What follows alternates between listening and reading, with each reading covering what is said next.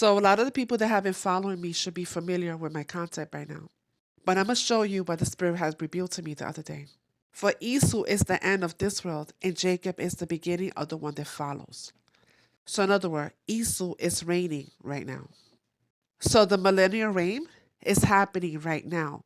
This is the Antichrist millennial reign. A millennial is 1,000 years. I explained before that the book of Revelation has happened, but it happens again.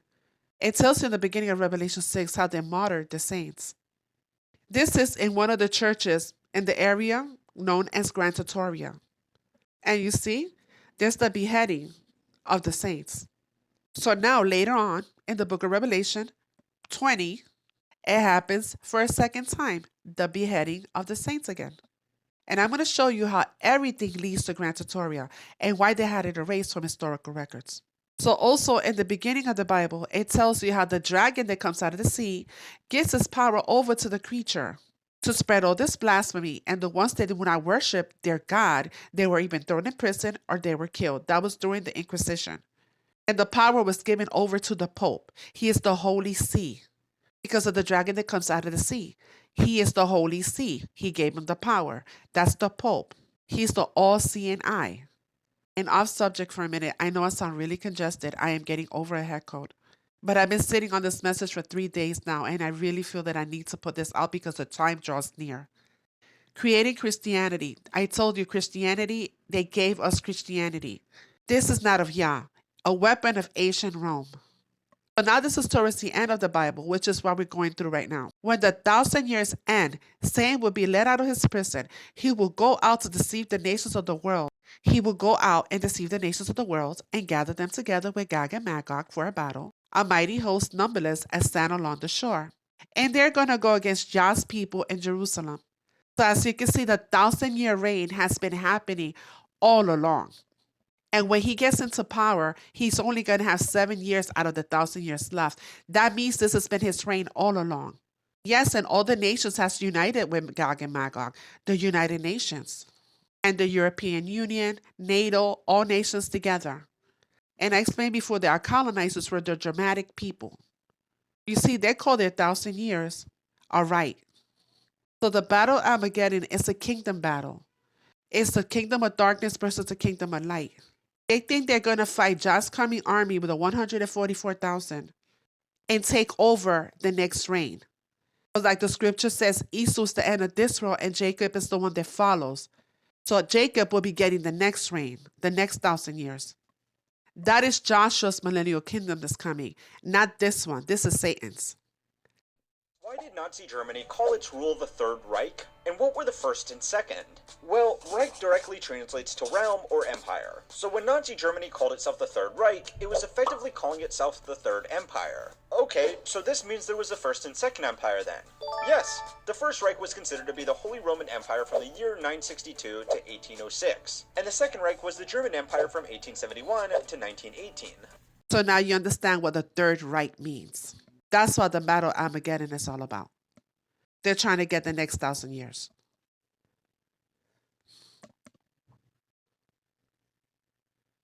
So at the beginning, where Israel fell into captivity for breaking covenant, Adonai will bring a nation against you from far away, from the ends of the earth, like an eagle swooping down a nation whose language you will not understand, a fierce-looking nation without respect for the old or pity for the young.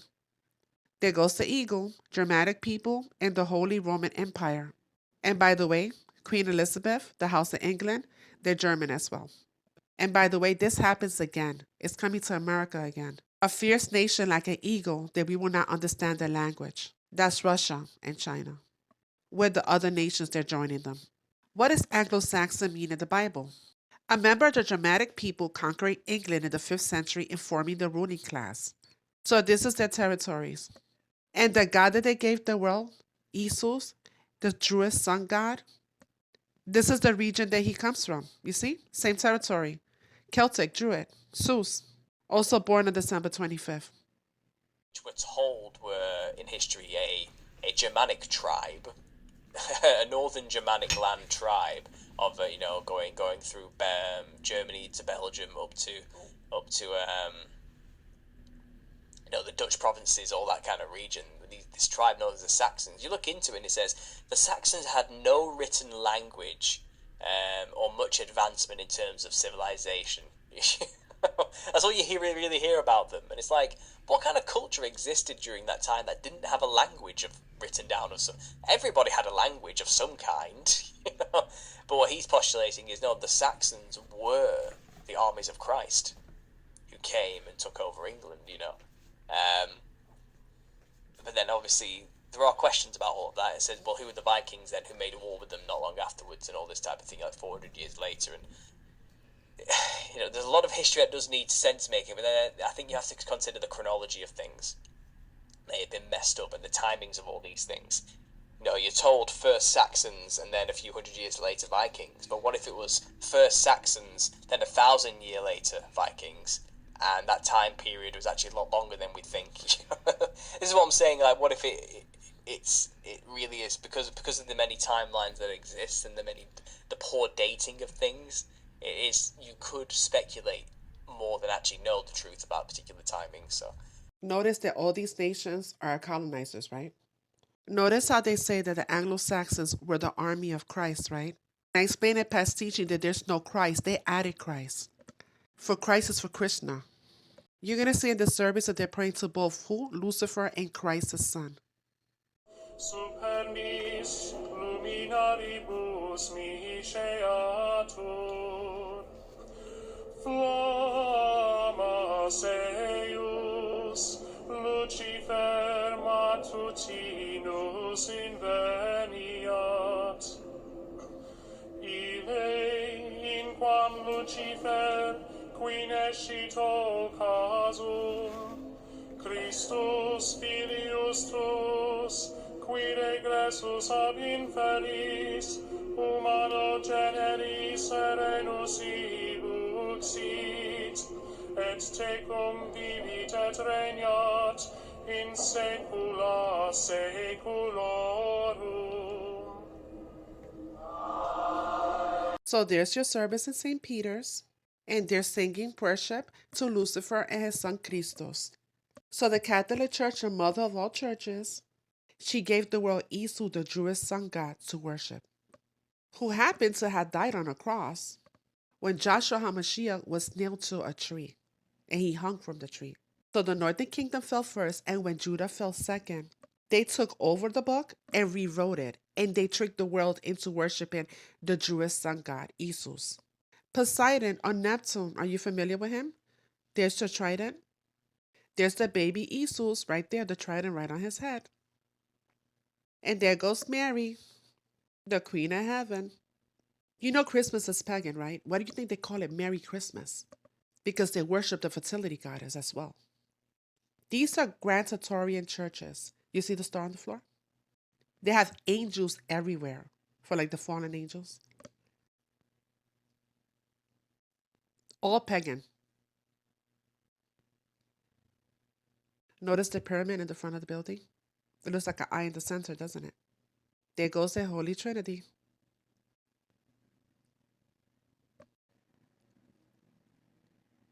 Yeah, you should know by now that Joshua HaMashiach was not a white man. You know where he's also mentioned? He has a star on the Hollywood Walk of Fame. Isn't that for actors? Also joined by Billy Graham, by the way, who happened to be a 33-degree Mason, by the way. That's why in the pyramid you see the queen on top, but above her is the Pope. And there goes your religions. So you might want to get out of religion. Get out of Babylon. They run everything, the government and all religions. And the Vatican, if you haven't figured it out yet, is the synagogue of Satan. And this is the image of the sun god that they gave to the world. And the last 7 years of the reign, he will be here in the flesh. It's a system of the beast. There's 3 main players. There's Francis, who is the false prophet, the House of England, King Charles, and if he passes, one of his sons. He is the red dragon. And Obama is the beast. All 3 of them, District of Columbia. Columbia, another name for the fertility goddess. Satan's counterpart. He plays both the sun god and the moon goddess.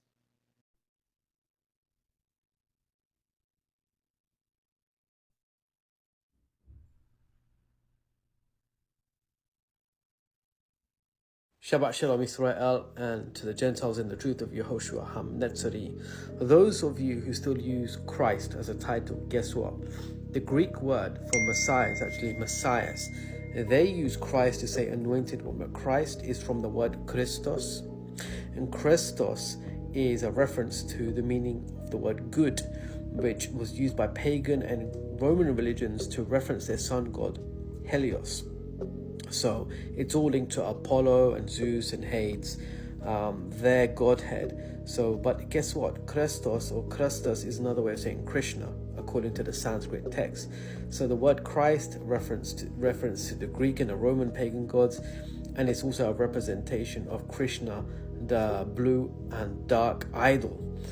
So you want to stop saying this, and this is all linked to taking you away from Sabbath worship and the worship of the sun god. I had told you this dates all back to Grand Trattoria, and Grand Trattoria is Europe and China. Ai was an ancient Canaanite city that was destroyed by the Israelites. Grand Trattoria ran on Ai technology. And like I explained before, it was erased from historical records. So where our Native Americans were fighting giants in America, in Grand Trattoria they were embraced. Nice Freemason hands, by the way.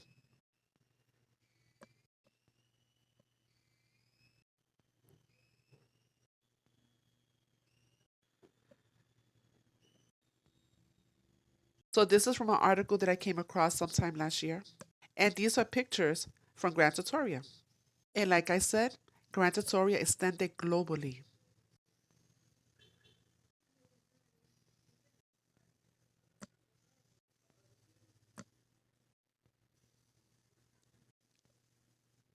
And let's not forget the incubator babies. They were displayed in the World Fair globally. These were babies grown in incubators, right? They were sent to our territories. They were sent to Canada and to the Americas. These were children for Grand Trattoria, Aryans. The orphan trains. Like I said, these kids, they were sent to Canada and to the Americas. And Grand Trattoria sounds a little bit like Tartarus. In Greek mythology, Tartarus is a deep abyss, used as a dungeon of torment and suffering for the wicked, and as a prison for the Titans. So that's Grand Trattoria on the map, 1865, early Tartar flags of Russia, because Russia is coming to invade America, Babylon. And remember, you don't need anyone to teach you, because the Ruach is your teacher. I'm going to play for you a portion of this video. You can catch the full video on YouTube. Because the Tartarians were the ones they gave the world Christianity. It's not of Yah. That's when the second Exodus, the gathering, some remain, and those left behind get beheaded. Here we are once again diving into the history of Tartaria. And in this series, we're going to be looking at their religion and if there's any parallels between the Empire of Tartaria and the Bible and perhaps the book of Revelation. So to kick things off here in episode 1, let's get started with this book called Purchase His Pilgrims in 5 books. The first containing the voyages by ancient kings, patriarchs, apostles, and philosophers, and others to the more remote parts of the known world, inquiries into their languages and religions, and especially of the modern diversified professions of Christianity. Here on page 309, the history of Aten, or Anthony the Armenian of Asia, and especially touching on the Tartars, of the kingdom of Cathay and the diverse and other provinces of Asia, and the first habitation of the Tartars, and of the Kangas or Chinggis in his beginnings. And this appears to be talking about Genghis Khan, who was born sometime around 1158. That date might be wrong. We're going to come back to that shortly. But where it speaks of the first habitation of the Tartars and of Kangas or Chinggis, his beginnings, this is the beginnings of Genghis Khan. And it's talking about the kingdom of Cathay, which is the greatest that is found in the world and is replenished with people and infinite riches, being situated on the shore of the ocean sea. This kingdom of Cathay is, of course, in the kingdom of Tartaria. Here's a map of Tartaria. We will notice that the men on bows who travel on horse are wearing blue, red, and yellow, but If we look up here on the ocean shore, just south of Tinduk, we will see Cathay. And so this is a region in Tartaria that appears on this map south of Tinduk. This is a map of Christianity, and here's Tinduk, which there are many Christians. And that's interesting. There's a lot of Christians in Tinduk. Cathay should be just south of here. I don't see it on this map. Here where we find Arzareth.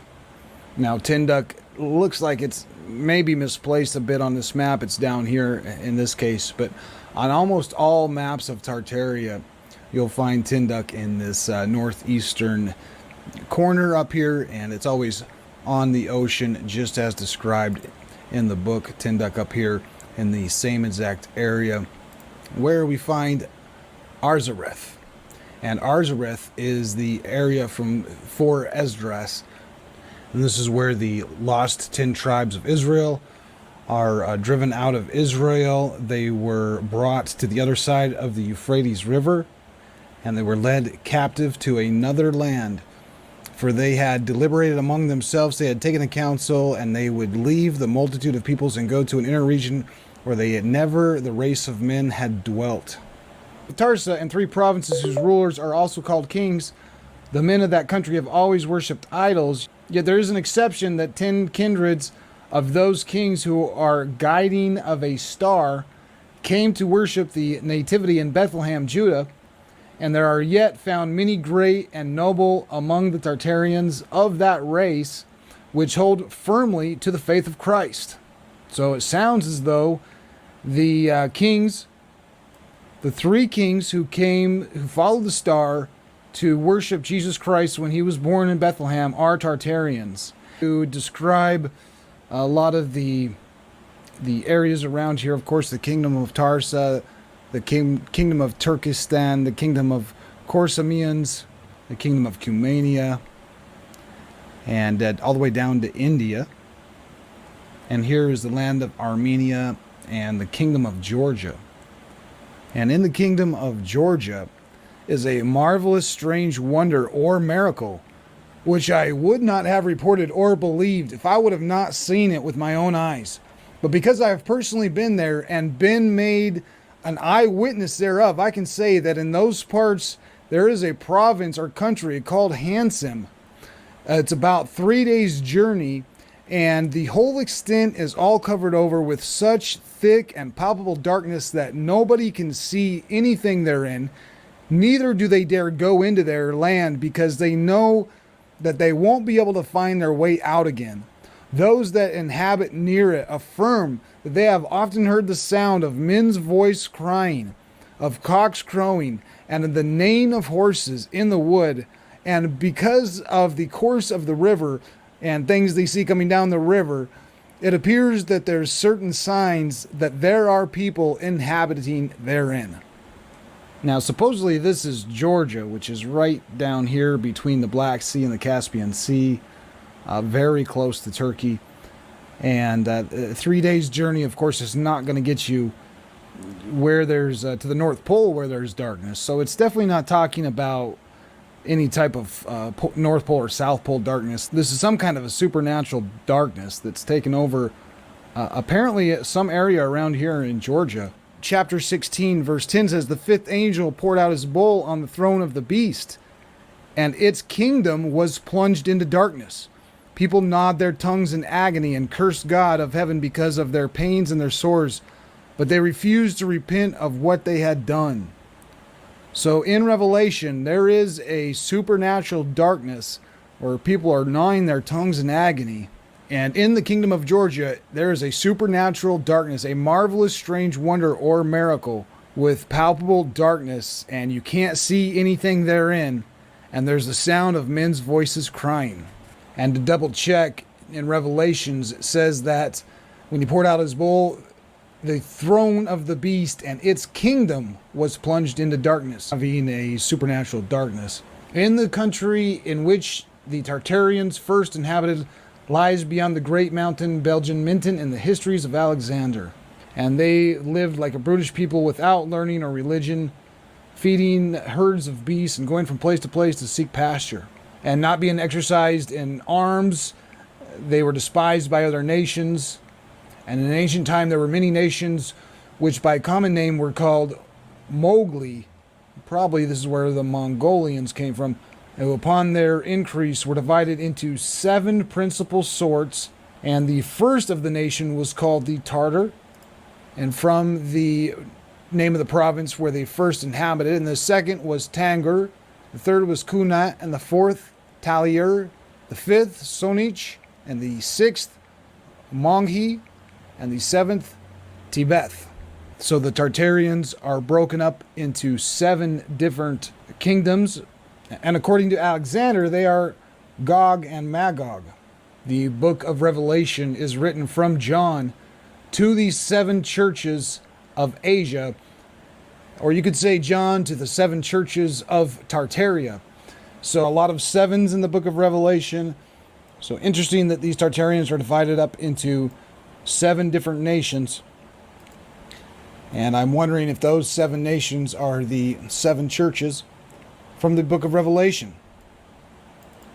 And these 7 nations lived under subjection to their neighbors. So they didn't have a lot of war power, and their neighbors had subjection over them.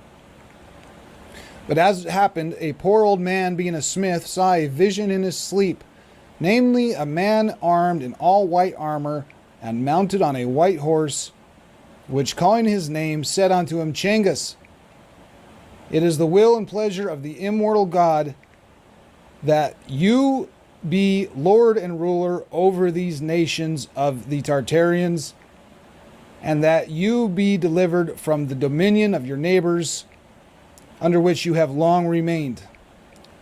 And you shall rule over your neighbors. And when Chinggis, hearing this word of God, he was replenished with exceeding joy, and made publicly known the vision which he had seen. But the rulers and commanders would not give credit to the vision, but they rather despised and mocked the old man. But the following night they themselves saw the same vision of the horse armed in white, who commanded them from the immortal God that they should be obedient to Chinggis and cause all to obey his command. Whereupon all the said chieftains and governors of the 7 nations of the Tartarians, calling the people together, made them yield obedience and reverence to Chinggis, and afterwards placing a chair for him in the midst, and spreading a black felt carpet on the ground, and they set him thereon. And then the 7 chief rulers lifted him up, placed him on the throne, with great triumph and acclamation, calling him Khan, their first emperor, and doing him solemn reverence with bowing their knees as to their lord and governor. Here, he has a vision of a white horse, and he says, Chinggis, you're going to be lord and ruler over all the nations of the Tartarians. They put a crown upon his head, and they place him on a throne in the midst of them. And they call him Khan, their first emperor, and bowing their knees to him as their lord and governor. Revelation chapter 6, I watched as the Lamb opened the first of the 7 seals. And I heard one of the 4 living creatures say in a voice like thunder, Come. And I looked, and before me was a white horse. Its rider held a bow, and he was given a crown, and he rode out as a conqueror bent on conquest. I wonder if this Khan, who was given a crown, who's seen a vision of a white horse, is going to be riding on a horse and holding a bow. Fishes is despaired of his recovery. And by this reason, he called before him his 12 sons. Sounds like the 12 disciples. His 12 sons, he persuaded them to unite and concord. And he told each one of his sons to bring an arrow. And he bound them all together. And he asked the oldest one to break them, and he couldn't. So then he tried the second one. He couldn't break it. The third one, none of them could break it. So then he commanded the youngest son to take some of the arrows individually out and break them, which was easily accomplished. And Genghis Khan said to his sons, in like manner, as long as you remain in concord and united, your empire shall continue. But as soon as there is division amongst you, your power is easily overthrown. And many other good examples were given by him and gathered by the Tartarians, which in their language they call Jasach, or the instructions of Genghis Khan, to the iron gate which Alexander built at the foot of the Caucasus, and he raised it, lest it might hinder his return. So apparently the son of Genghis Khan found the gate which Alexander had built, and he destroyed it. And we'll learn about how these sons of Genghis Khan went on to spread the kingdom of Christianity and even take back the holy city, the kingdom of Jerusalem. Genghis King is one way to say it. So if I just take his name, Genghis Khan, another way to write that is just, the way we would say it is King Genghis. Again, it's probably just a phonetic coincidence here, but King Genghis sounds awful close to King Jesus. King Genghis, King Jesus. There's a perpetual peace between Tartarians and Christians. These Tartarians are Christians. The Tartarian king made 7 petitions that he and all his people would be baptized in the Christian faith, that there would be perpetual peace and friendship established between the Christians and the Tartarians. Finally, that he would deliver free the Holy Land of our Lord and restore it to the Christians. So these Tartarians are certainly Christians, and they are calling Genghis Khan the son of the immortal God,